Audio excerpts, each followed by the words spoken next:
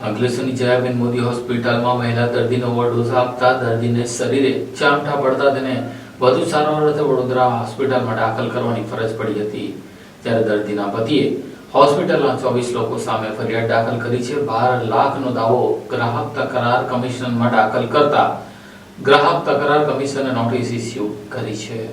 Ankleshwar industrial development society દ્વારા સંચાલિત Shrimati Jayaben Modi multi speciality હોસ્પિટલના સત્તાધીશો વધુ એક વિવાદના વમળમાં સપડાયા છે। ભરૂચની મહિલાની સારવારમાં બેદરકારી દાખવ્યા બાદ હોસ્પિટલ સામે ₹12 લાખની માનહાનિની ફરિયાદ ગ્રાહક કમિશન સમક્ષ કરવામાં આવી છે। અંકલેશ્વરની Shrimati Jayaben Modi multi speciality hospital હવે સેવા નહીં પરંતુ લૂંટનું પર્યાય બની ગઈ છે। તેમ એક હોસ્પિટલનો ભોગ બનેલ મહિલાએ ભરૂચના ગ્રાહક તકરાર નિવારણ કમિશનમાં ફરિયાદ દર્જ કરાવી હતી। ભરૂચના ફરિયાદી સ્નેહલકુમાર લક્ષ્મણદાસ પરમારે હોસ્પિટલના ડોક્ટરો, સ્ટાફ અને તેના 27 જેટલા ટ્રસ્ટીઓ સભ્યો પર સીધી ગુનાહિત બેદરકારી, અયોગ્ય અને જીવલેણ સારવાર અને નફાખોરીના આક્ષેપો કર્યા છે। સ્નેહલ પરમારે એડવોકેટ અશ્વિન મિસ્ત્રી દ્વારા ગ્રાહક કમિશનમાં નોંધાવેલ ફરિયાદ મુજબ ગત તારીખ 11 માર્ચ 2025ના રોજ સ્નેહલ કુમારની પત્ની પ્રવીણાબેનને પેટમાં દુખાવા સાથે જયાબેન મોદી હોસ્પિટલમાં દાખલ કરાયા હતા। દર્દીને દાખલ કરતા જ હોસ્પિટલના સ્ટાફે ડિપોઝિટ જમા કરાવવાની વાત કરી। ફરિયાદીએ જણાવ્યું કે તેમની પત્નીનો વીમો છે અને કેશલેસ સુવિધા ઉપલબ્ધ છે, જેના કાગળિયા તમને આપું છું, વીમાની પ્રક્રિયા કરો। પરંતુ હોસ્પિટલ સ્ટાફે વીમા કંપની સાથે વાતચીત ચાલતી હોવાનો ડોળ કર્યો, પરંતુ હકીકત તો કંઈક જુદી જ હતી।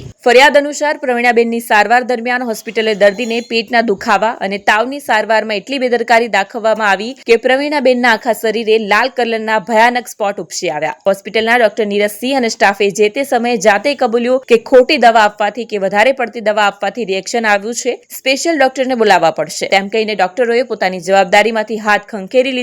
આ તો સીધો દર્દીના જીવ સાથે ચેડા કરવાનો ગુનો છે, તેમ ફરિયાદ કરતાએ ઉમેર્યું હતું। પ્રવીણાબેનની હાલત દયનીય બનતા તેમને બીજી હોસ્પિટલમાં ખસેડવાની વાત કરી, ત્યારે આ હોસ્પિટલના સ્ટાફે તાત્કાલિક પેમેન્ટ ચૂકવી દેવાનું ફરમાન કર્યું। આ અંગે જ્યારે વીમા કંપનીનો સંપર્ક કરાયો ત્યારે જે હકીકત સામે આવી ચોંકાવનારી હતી। હોસ્પિટલના સ્ટાફે વીમા કંપનીને જરૂરી કાગળો ક્યારેય મોકલ્યા જ નહોતા। આ ખુલાસા પછી પણ હોસ્પિટલના સ્ટાફે વીમા કંપની સાથે વાત કરવાની પણ ના પાડી દીધી। દર્દીની ગંભીર હાલત જોઈને ફરિયાદીને મજબૂરીવશ હોસ્પિટલને ચેક લખી આપવો પડ્યો। જે સમયે ફરિયાદીએ સ્પષ્ટ સૂચના આપી હતી કે વીમાની પ્રક્રિયા કમ્પ્લીટ પૂર્ણ ન થાય ત્યાં સુધી ચેક બેંકમાં ન નાખવામાં આવે, છતાં હોસ્પિટલના મેનેજમેન્ટે તાત્કાલિક ચેક બેંકમાં જમા કરાવ્યો, જે રિટર્ન થયો અને હવે હોસ્પિટલ ફરિયાદી સામે નેગોશિયેબલ ઇન્સ્ટ્રુમેન્ટ એક્ટના કાયદાનો દુરુપયોગ કરીને કાનૂની કાર્યવાહી કરવાની ધમકી આપી રહી છે। ફરિયાદીએ ત્યારબાદ પ્રવીણાબેનને વડોદરાની ભાઈલાલભાઈ અમીન જનરલ હોસ્પિટલમાં ખસેડવાની ફરજ પડી હતી। જો કે ત્યાં સારવાર બાદ પણ પ્રવીણાબેનના ચહેરા પર રિએક્શનના નિશાન બાકી રહ્યા છે, જેના કારણે તેમને સામાજિક જીવનમાં મુશ્કેલી પડી રહી છે। આ દરમિયાન સ્નેહલકુમાર પરમારે ₹10 લાખના વળતરની માંગણી કરીને ગ્રાહક કમિશનમાં ન્યાયની ગુહાર લગાવી છે। સારવારમાં બેદરકારી બદલ 10 લાખ અને અસહ્ય માનસિક ત્રાસ બદલ 2 લાખનો સમાવેશ થાય છે। આ અંગે ગ્રાહક તકરાર નિવારણ કમિશને કુલ 28 જણને નોટિસ પાઠવતા હોસ્પિટલ સત્તાધીશોમાં ફફડાટ વ્યાપી જવા પામ્યો હતો।